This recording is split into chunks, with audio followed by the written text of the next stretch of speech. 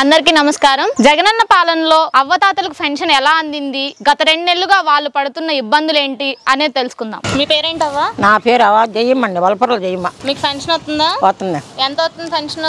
3000 వస్తుంది. ఎవరైనా తెచ్చిస్తున్నారా లేకపోతే? నాకు తెల్లారిపాటికి ఒక అమ్మాయి తెచ్చిచ్చింది. వాలంటీరా? 3000 వస్తుందా పెన్షన్? 3000 వస్తుంది. మరి ఇప్పుడు పోయిన నెల ఈ నెల ఎట్ట తీసుకున్నావు పెన్షన్? ఇప్పుడు పోయి వెనక్కి తిరిగి వస్తున్నాయి బ్యాంక్ అన్నారు. అంత ముందు తిప్పలు పడ్డాం. ఈ ప్రభుత్వం వచ్చినాక పెన్షన్ అయితే వాలంటీర్ తెచ్చిస్తున్నారు.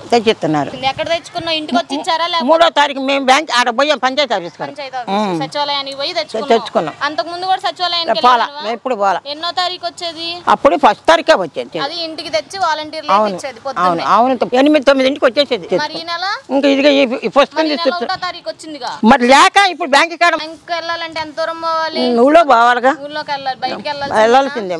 మరి దగ్గరలో లేదుగా. నేను మాదేమో ఒక్కడి నుంచి చాలా దూరం. మరి రూపాయి కోసం నాకు పెట్టేవాళ్ళు కొడుకులు లేరు, ఏమి లేరు. మరి నాకు బుక్ కావాలిగా, తెచ్చుకోవాలి. మరి ఈ రోజు 1వ తారీఖు సెలవు కదా. సెలవే. మరి బ్యాంక్ లేదు, నీకు రాలేదా? రాలేదుగా. నాకు ఈ 4 సంవత్సరాల్లో నాకు గ్యారెంటీగా పుష్పలంగా ఉంది. ఇంటికి వచ్చేదా?